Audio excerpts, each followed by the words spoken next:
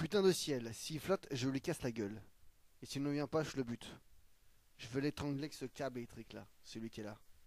Ça va pas déranger les cipelos qui vivent dans ce patelin paumé. Ça va juste au pire leur couper leur connexion internet et ils survivront. Ils auront qu'à se balader dans le bois. À travers les arbres. Y'a que ça les arbres aussi, regardez-moi ça. Il est pas très beau.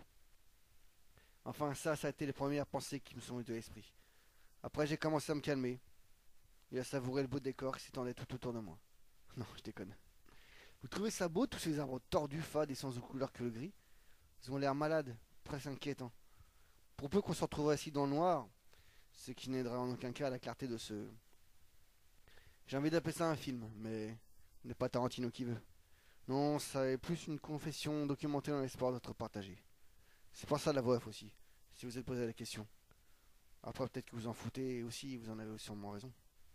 Bref, vous n'avez jamais eu la désagréable impression qu'on vous observe?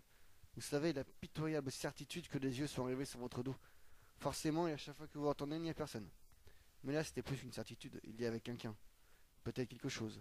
Non, vous inquiétez pas, je suis pas qu'un putain de parano, hein, quelqu'un qui va de l'asile.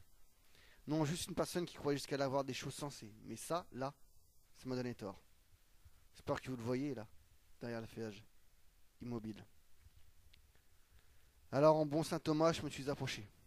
Ou plutôt, chercher un autre angle pour le filmer. Et si vous croyez, j'ai jamais dit que j'étais quelqu'un de courageux. C'était pas que je flippais grave, mais une sensation bizarre. Ce regard froid et pétrifié et vide des personnes à la fois, qui semblait plus scruter à l'intérieur de moi qu'à m'observer moi-même.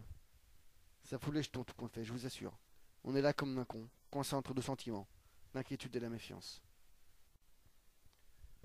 L'inquiétude que ce regard procure et la méfiance de ne pas passer pour un con. Alors on vérifie bien autour de soi, genre si personne ne se regarde du gars qui vient de vous faire, non. On respire un grand coup et on saute le pas.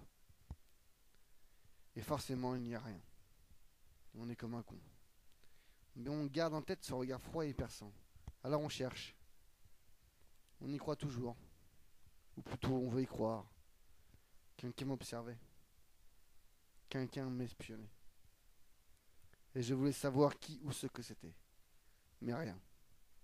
Seulement des arbres. Que des arbres. Et pas de très beaux.